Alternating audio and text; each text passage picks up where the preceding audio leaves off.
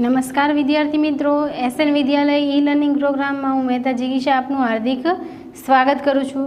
विद्यार्थी मित्रों, आपणे लास्ट विडियो में नियत संबंध रेखा मेळवता शीख्या था यूवी वाला सूत्र थी, जेमां थोड़ुंक सूत्र नवुं आवे एवी गणतरी आपणे शीख्या था। हवे त्यांथी आपणे आगळ वधीए छीए।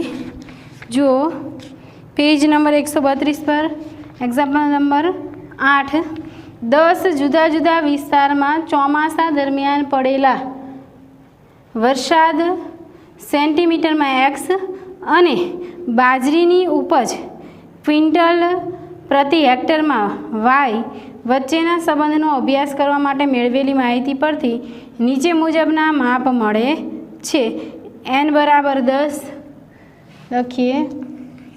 उदाहरण नंबर 8 एमां n बराबर आपेला छे 10, एना पछी x बार बराबर 40, x बार बराबर 40, y बार बराबर 175, y बार बराबर 175, एना पछी sx बराबर 12, sx बराबर 12 अने कोवेरियंस ऑफ xy बराबर 360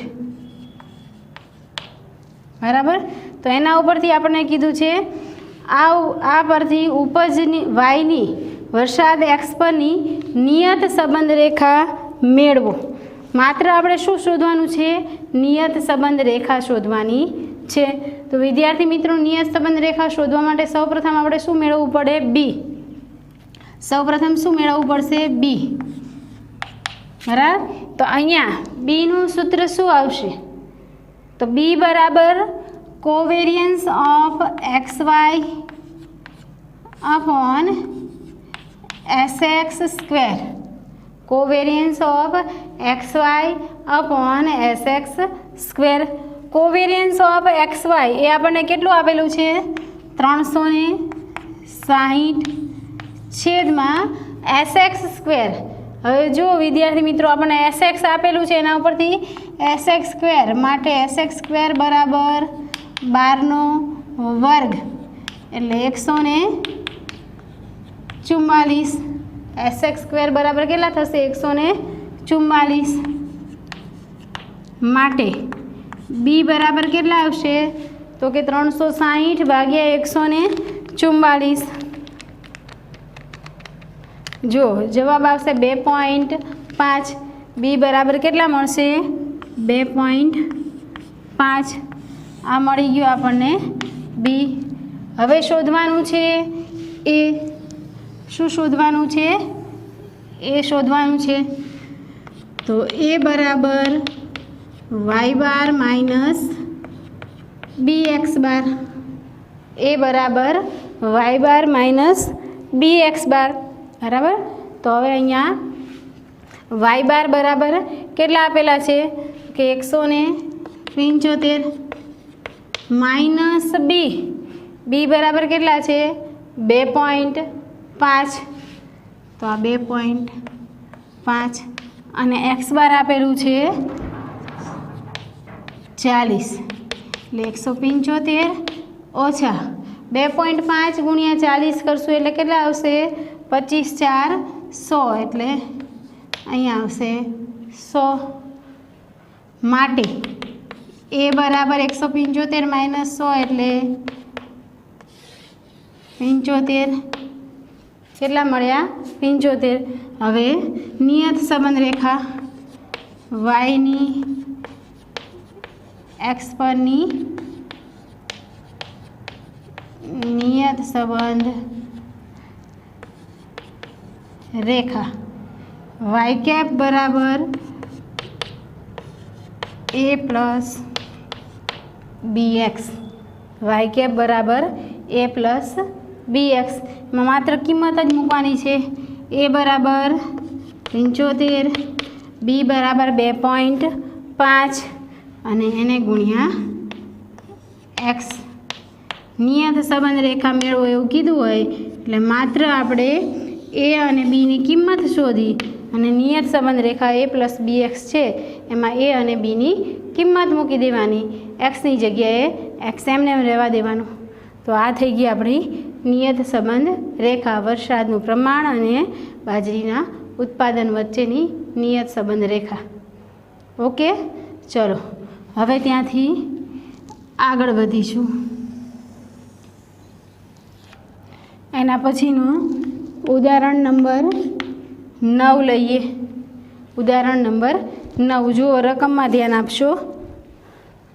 શું કીધું છે? કુટુંબની વાર્ષિક આવક એક્સ અને મ્યુચ્યુઅલ ફંડમાં થતું કુટુંબનું વાર્ષિક રોકાણ વાય એ બે ચલો વચ્ચેનો અભ્યાસ કરવા માટે એક શહેરમાંથી મેળવેલા 100 કુટુંબોની નિદર્શ માહિતીનો સાર નીચે દર્શાવ્યો છે.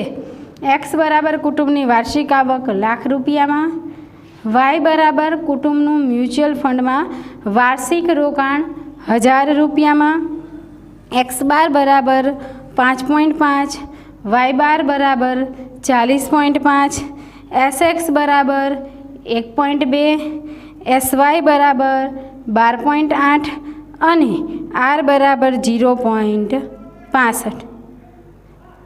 આ માહિતી પરથી કુટુંબના મ્યુચ્યુઅલ ફંડમાં રોકાણની કુટુંબની વાર્ષિક આવક પરની નિયત સંબંધ રેખા મેળવો. જો કોઈ કુટુંબની વાર્ષિક આવક 4.5 લાખ રૂપિયા હોય તો તેનો મ્યુચ્યુઅલ ફંડમાં વાર્ષિક રોકાણનું અનુમાન કરો. બરાબર, તો આ આપણો પ્રશ્ન છે. નિયત સંબંધ રેખા પણ મેળવવાની છે અને એમાં અનુમાન પણ કરવાનું છે. તો સૌપ્રથમ આપણને આપેલ માહિતી જે કંઈ છે એ આપણે બોર્ડ પર લખી લઈએ. જુઓ,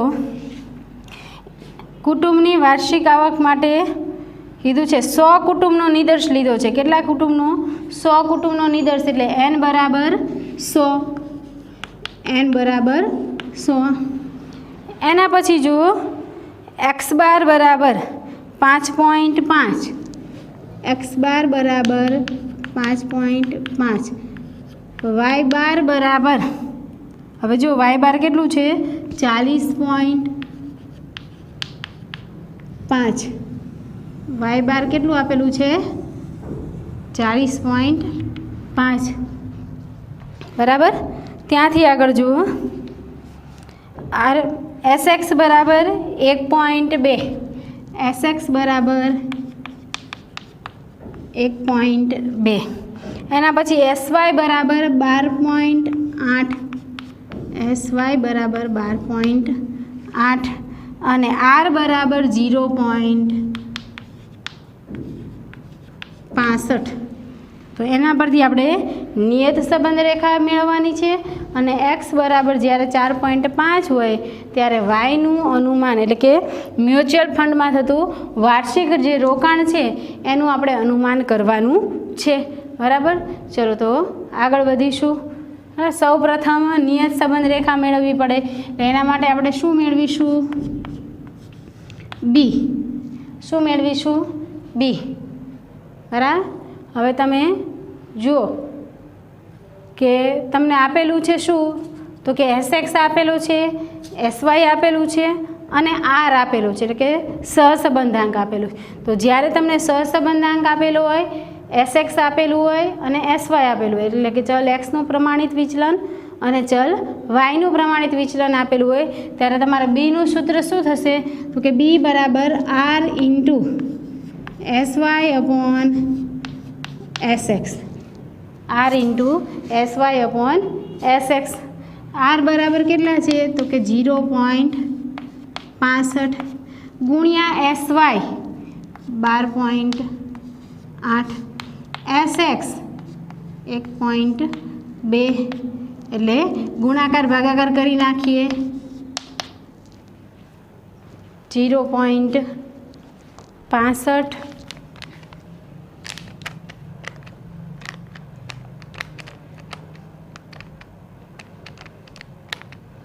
એટલે જો ત્યાં આવશે 6.93, એટલે 3 રિપીટ થયા કરશે.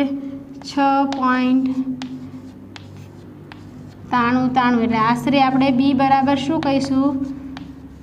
6.93. બી બરાબર આપણે શું કહીશું? 6.93. બરાબર, ચલો આ બી મેળવી લીધું. હવે મેળવીશું આપણે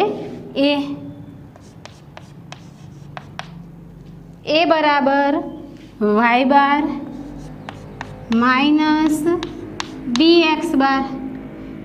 એ બરાબર વાય બાર માઇનસ બી એક્સ બાર. બરાબર, તો તમે અહીંયા જુઓ વાય બાર તમને કેટલું આપેલું છે 40.5 માઇનસ બી કેટલું છે 6.93 અને એક્સ બાર કેટલું છે કે 5.5 એટલે 40.5 માઇનસ 6.93 ગુણ્યા 5.5 કરીએ 6.93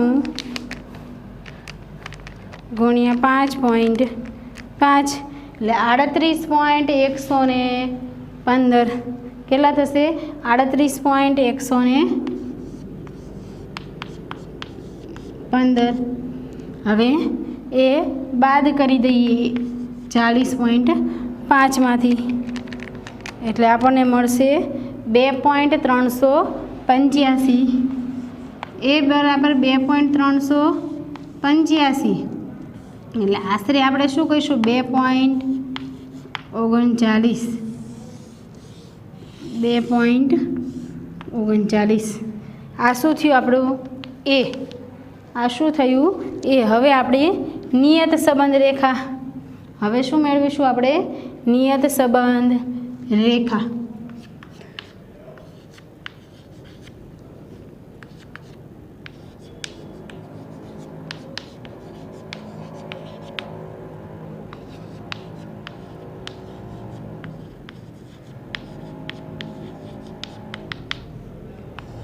નિયત સંબંધ રેખા વાય કેપ બરાબર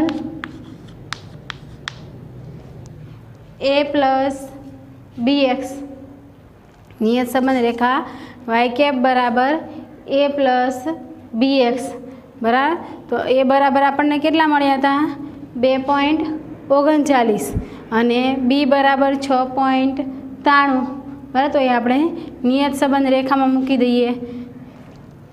વાય કેપ બરાબર એ એટલે 2.39 પ્લસ બી એટલે 6.93 એક્સ. આ થઈ ગઈ આપણી નિયત સંબંધ રેખા. ઓકે, ચલો હવે આપણે ત્યાંથી પાછા આગળ વધશું. હજુ દાખલામાં બીજો પણ પ્રશ્ન છે. જો શું કીધો છે પ્રશ્ન.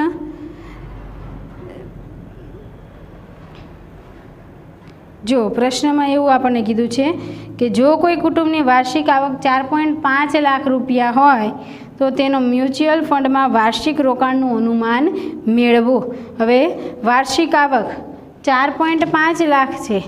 વાર્ષિક આવક એટલે એક્સ બરાબર કેટલા છે 4.5 એટલે એક્સ બરાબર 4.5 મૂકતા બરાબર એટલે વાય કેપ બરાબર 2.39 પ્લસ 6.93 એને ગુણ્યા એક્સ 4.5 એટલે 2.39 પ્લસ 6.93 ગુણ્યા 4.5 કરી 6.93 ગુણ્યા 4.5 એટલે 31.185. 31.185 પ્લસ 2.39 એટલે 33.575. 33.575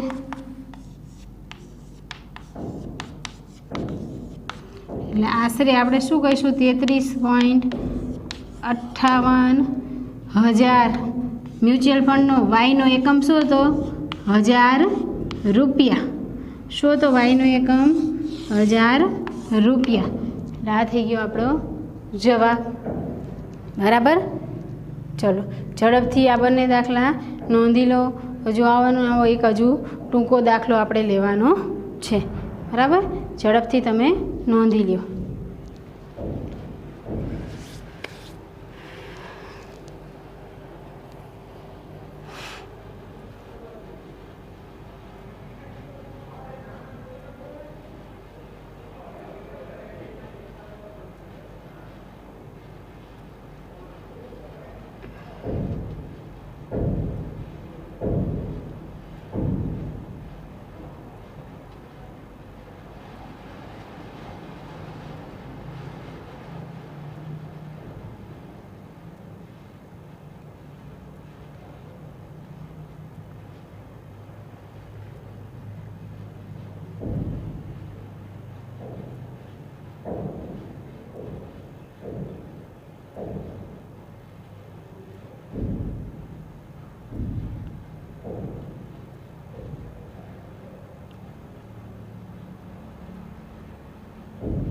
ચલો થઈ ગઈ નોંધ. ચલો હવે ત્યાંથી આપણે આગળ વધીએ.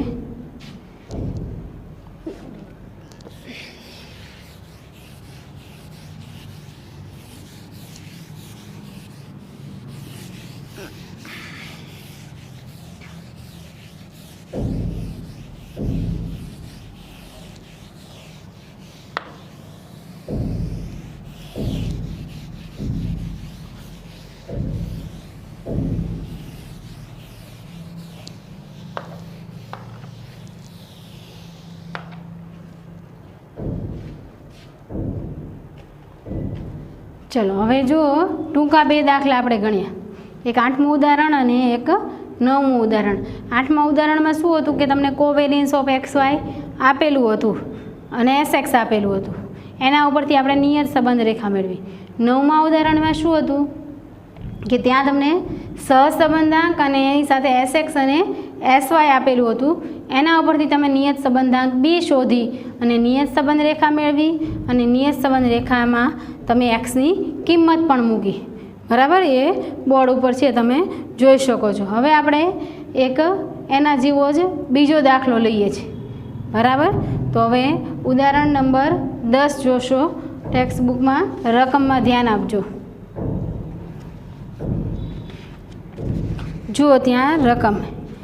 એક બોલપેન બનાવતી કંપનીની છેલ્લા વર્ષના દરેક માસના અંતે બોલપેનનો ભાવ રૂપિયામાં અને તે સમયે બોલપેનના પુરવઠાની નીચે આપેલ માહિતી પરથી જ્યારે બોલપેનનો ભાવ 40 હોય ત્યારે તેના પુરવઠાનું અનુમાન કરો.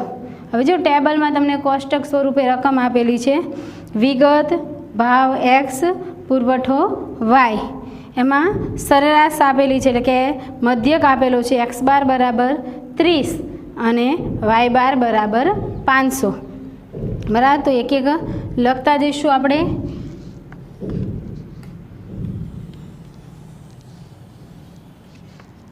ઉદાહરણ નંબર 10.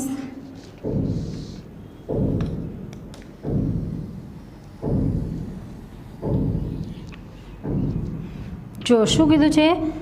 સરેરાશ. સરેરાશ એટલે મધ્યક, એટલે કે એક્સ બાર બરાબર 30 અને વાય બાર બરાબર 500. એના પછી કીધું છે વિચરણ. શું કીધું છે? વિચરણ. વિચરણ એક્સનું હોય તો એને એસએક્સ સ્ક્વેર કહેવાશે. બરાબર, અને વાયનું હોય તો એસવાય સ્ક્વેર કહેવાશે. એટલે એસએક્સ સ્ક્વેર બરાબર આપેલા છે 25 અને એસવાય સ્ક્વેર બરાબર આપેલા છે 10,000. બરાબર, અને આર બરાબર આપેલા છે 0.8. હવે આપણે માત્ર શું ત્યાં આપણે શું કીધું છે? બોલપેનનો ભાવ 40 હોય, એટલે કે એક્સ બરાબર 40 હોય ત્યારે પુરવઠાનું અનુમાન કરો. એટલે આવું કીધું છે, એટલે આપણે પહેલાં તો શું મેળવવું પડે? નિયત સંબંધ રેખા શોધવી પડે અને પછી આપણે એની ગણતરી કરવી પડે. બરાબર, તો આપણે સૌપ્રથમ નિયત સંબંધાંક બી શોધીશું. હવે જો વિદ્યાર્થી મિત્રો તમને શું આપેલું છે? વિચરણ આપેલું છે અને આર આપેલું છે. હા, તો પહેલાં આપણે બીનું સૂત્ર લખીએ. બી બરાબર અગાઉના ઉદાહરણમાં આવી ગયું, 9મા ઉદાહરણમાં એ જ સૂત્ર આવશે. બી બરાબર શું થશે? R into SY upon SX. SY upon SX. તો અહીંયા આપણને એસએક્સ અને એસવાય આપેલું નથી, પણ એ બંનેનું સ્ક્વેર આપેલો છે. એના ઉપરથી એનું રૂટ લઈ લઈએ. માટે એસએક્સ બરાબર કેટલા થઈ જશે? 5 થશે. અને એસવાય બરાબર કેટલા થઈ જશે? 10,000નું રૂટ એટલે 100 થશે. બરાબર, ચલો તો હવે એસએક્સ મળી ગયું, એસવાય મળી ગયું અને આર આપણને આપેલો છે 0.8. બરાબર, તો હવે આમાં આપણે કિંમત મૂકી દઈએ. 0.8 ગુણ્યા એસવાય 100 અને એસએક્સ 5 માટે બી બરાબર 20 × 5 100 ને 20 8 160 એટલે આવશે 16. જવાબ કેટલો આવશે? બી બરાબર 16. હા, ત્યાંથી આગળ વધીએ. બી પછી શું આવશે મેળવવાનું? બી પછી એ એટલે અંતઃખંડ. એને શું કહેવાય? અંતઃખંડ. એ બરાબર શું થશે? વાય બાર માઇનસ બી એક્સ બાર. તો વાય બાર બરાબર કેટલા છે? તો કે વાય બાર બરાબર 500 માઇનસ બી બરાબર 16 અને એક્સ બાર કેટલું છે? 30. એટલે 500 એમને એમ રહેશે માઇનસ 16 3 48 એટલે 480 માટે એ બરાબર આવશે 20. એ બરાબર કેટલા આવશે? 20 આવશે. બરાબર. હવે આપણે વાયની એક્સ પરની